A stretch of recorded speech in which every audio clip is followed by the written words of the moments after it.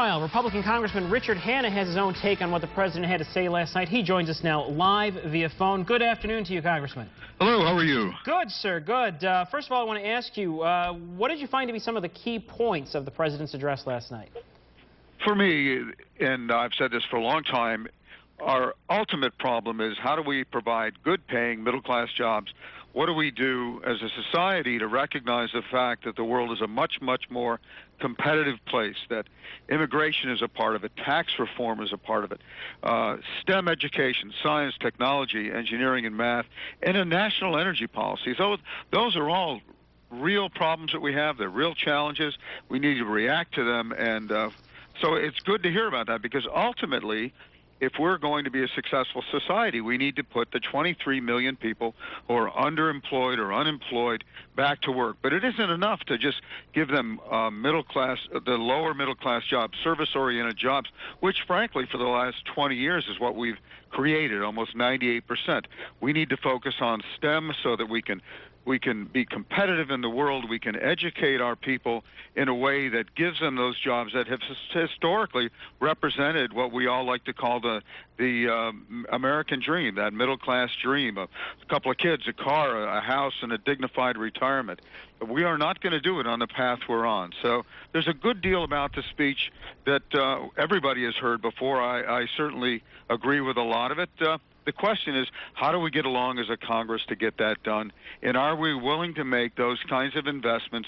And this time in our history, when we're under such tremendous fiscal constraints, and in order to do that, the thing we have to do that nobody wants to talk about, but it's what we need to talk about desperately, and that is how do we reform those programs that we like? Social Security, Medicare, Medicaid, those are the big, big elephants in the room that we all need to deal with, and we love them, we want to keep them, keep our promises to everyone, and that's where the money is, and that's what we need to do. Congressman, I want to ask you, as a businessman yourself, I know that the minimum wage issue has been very controversial, especially among, let's say, small business owners who say they can't afford to raise the minimum wage. There's the argument that raising the minimum wage, while it may help those employees, it doesn't necessarily create jobs because some businesses can't afford it. No, What's your take on there's that? also evidence it may even destroy jobs.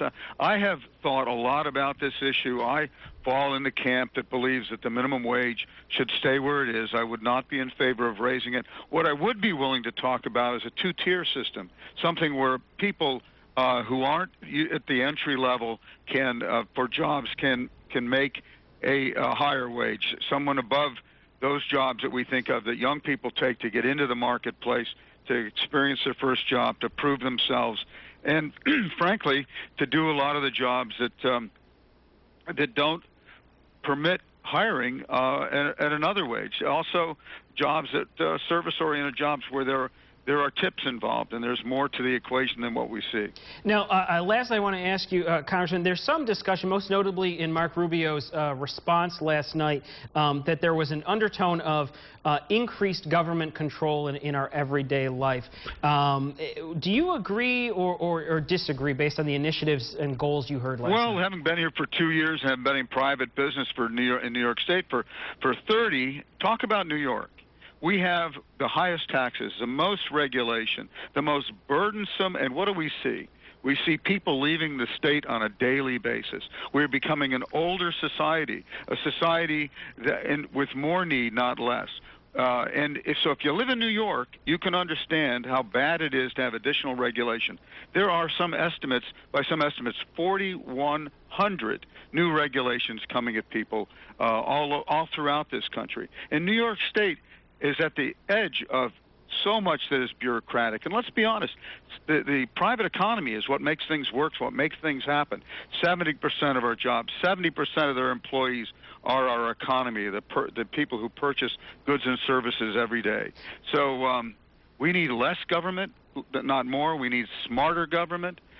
We need to stop starting unfunded wars. And I think that certainly more government is not the answer. So And most people agree with that. It's difficult to imagine how anyone could think otherwise, especially New Yorkers. Now, I know I said lastly, but one quick postscript question for you. Speaking of the economy, do you think that it's possible still with the climate in Washington right now to get through the budget issue and tackle some of those other issues that were addressed last night? Sequestration is probably one of the dumbest things this Congress has ever done. And for my money, I hope that we resolve it in advance of March 1st. Increasingly, it looks like a difficult and problematic thing, but I think for most people here, there was a lot of dynamic built around an election process. Both sides hoped they'd win. Both sides thought they'd have a bigger say in outcomes, and frankly, nothing has that changed. So it's time for people to be truthful with their constituents. It's time to lead, find solutions. It's time to tell the truth about the situation we're in, and have everyone as a society realize you just can't pass what is estimated to be $50,000 to our kids in new debt. You know, it sounds like a cliche, but it is the truth. And it's not fair. We're not passing opportunity. We're passing a burden. When I was a young man, I didn't have a whole lot handed to me, but I had an open, free-handed education that I paid for myself, and I worked hard, and I built a business. And we are burdening our kids in a way that makes it that much more difficult for them to do. So, you know, everything that we've grown to love is going to change. And it's going to change because we need it to, because we love our families, our kids, and the future of this country, and because we owe it to ourselves to understand the dynamic of the problem. We cannot grow ourselves out of it. We can't tax ourselves out of it, and we certainly can't grow government in a way that makes that problem go away. So. All right, Congressman Richard Hanna, I want to thank you very much for joining us this afternoon my pleasure. with your reaction. We'll let you get back to work. Thank you, sir. Hey, thanks a lot. Bye-bye. Meanwhile, voters